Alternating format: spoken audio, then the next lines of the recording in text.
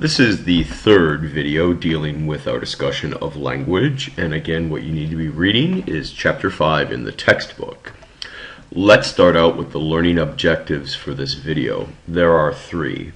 First, we're going to briefly talk about dialects of languages. For example, the Southern dialect of American English, or even the Wisconsin dialect of American English, which apparently some people say I actually speak with.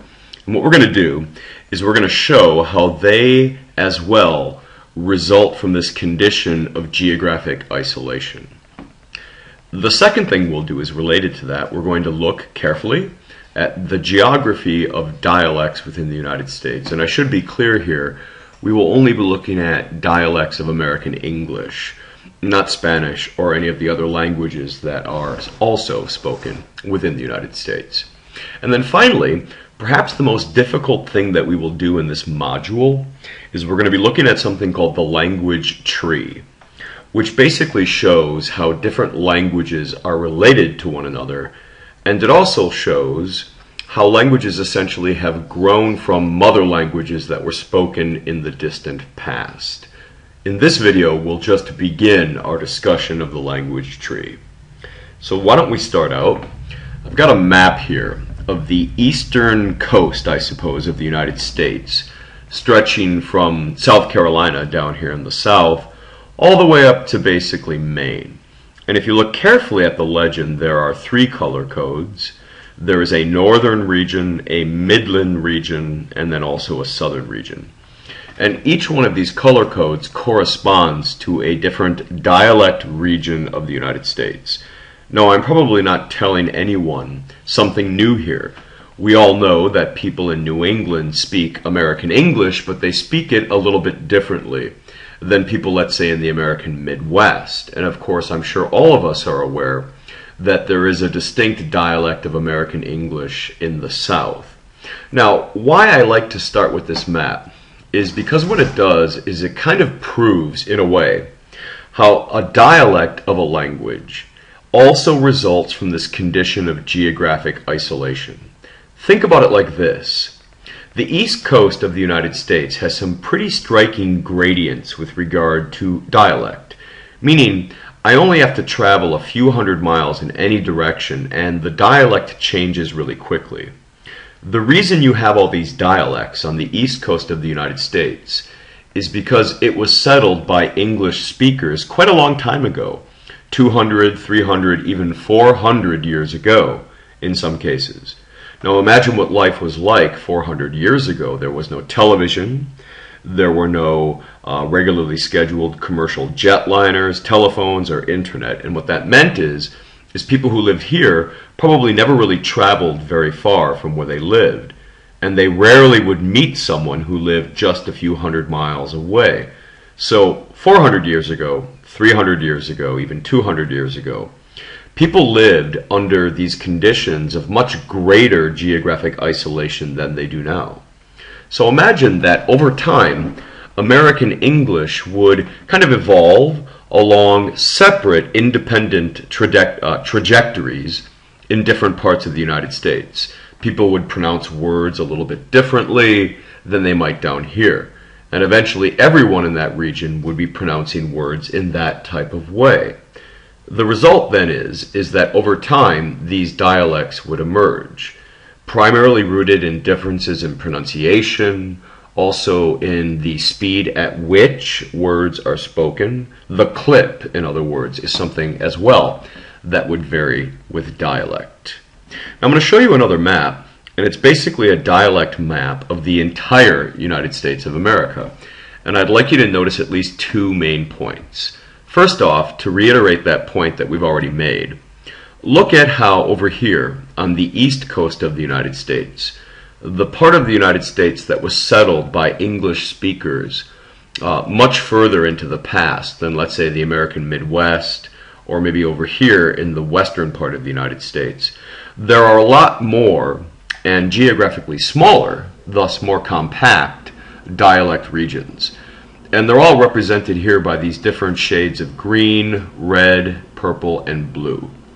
And so just to give one example, Even the city of Boston, which is represented by the small yellow area here by my cursor, has its own distinct dialect, which I'm sure most of you have heard of before. It kind of sounds something like this: where did you park the car? And of course, if you're in the American South, there are a set of distinct dialects as well, but especially on the East Coast, the part of the United States that was settled quite a long time ago, there are more dialects, and we know why. It's because that part of the United States would have been settled by English speakers at a time when the condition of geographic isolation would have been much greater. Now, there is a second point that I wanted to use this map for, and although it's not a major point, it is something that I will want to talk about perhaps a little bit further later on. The colors on these maps represent the distinctiveness of the different dialects of the United States, of American English spoken in the United States. So notice that through all of New England it's basically green or kind of a bluish green, and the same color basically is represented through most of the rest of the United States, including the American Midwest. It's the South that stands basically apart, where you have the color of red or purple. And there's a reason why that is the case. Again, it has to do with isolation. Imagine this: between the end of the Civil War, 1865, and about the 1960s, so really for about 100 years, the American South was without question the most isolated part of the United States. There weren't a whole lot of immigrants that came from other places that settled in the American South. And if anything, Southerners tended to leave that region during that time, whether they were white and they were going to maybe the northern cities, or African American and doing the exact same thing. So the result then is that for a pretty long period of time, about 100 years, maybe even 5 generations if you want to think about it like that, the South remained more isolated than any other region. And of course then, that is the reason why the Southern dialect remains the most distinct of all the American dialects today. There are other reasons, and it has to do with the unique racial and cultural mix of the South.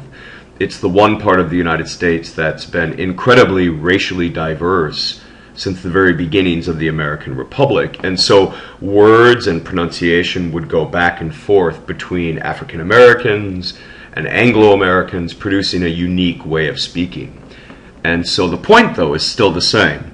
The South stands apart. And this leads me then to one final interesting point. In a world that we live in today, where people move around a lot, where goods move around a lot, basically a world of globalization, where you have more immigrants coming to every part, really, of the United States, a lot of people think that dialects will eventually soften or even disappear. So no new dialects will be created because the condition of isolation, geographic isolation, has basically disappeared, at least to some extent. Now, we're going to move on to something that's a little bit more difficult, but we'll only begin our discussion of it, and it's basically a discussion of the language tree. Now, I realize that in a video like the one you're watching right now, a lot of the details are really hard to see, but you can find this image in chapter 5 of your textbook, so perhaps it's a good idea to look at this on your own time, in addition to watching this video. Now, what the language tree does is basically two things.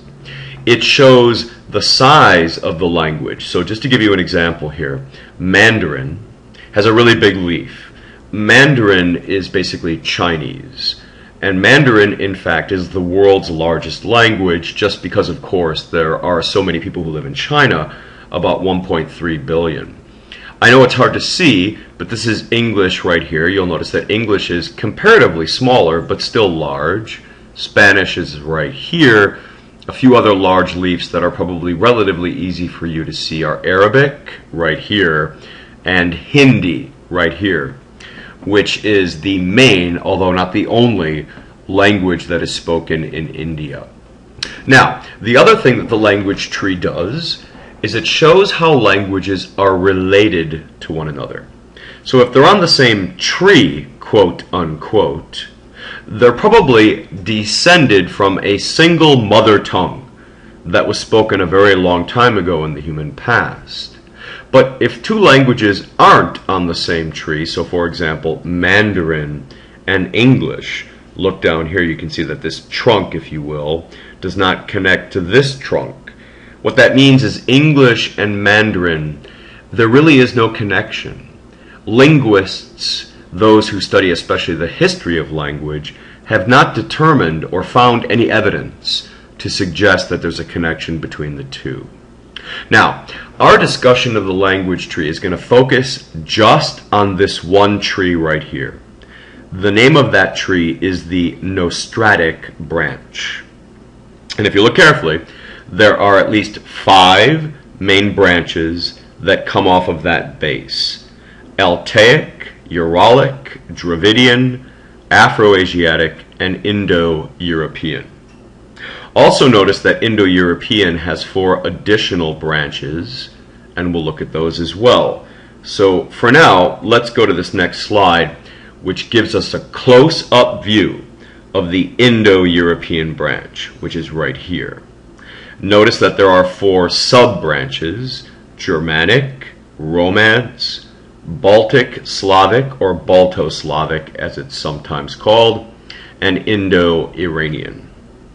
What we're going to do is we're going to simplify that nostratic tree. So let's move on to the next slide and I'll show you how we're going to do it. The way that I have it represented here is we've got that nostratic tree. These are the 5 branches, and then there are 4 sub-branches that come off of the Indo-European. What I would like all of you to know for our purposes is we want to be able to give at least one example of a language that falls under each one of these branches of the nostratic tree, and also give a representative example of languages that come off of these sub-branches of the Indo-European tree. So what I'll do is we're going to talk about this with just a little bit more detail when we come back to the next, and this would be the 4th video regarding language.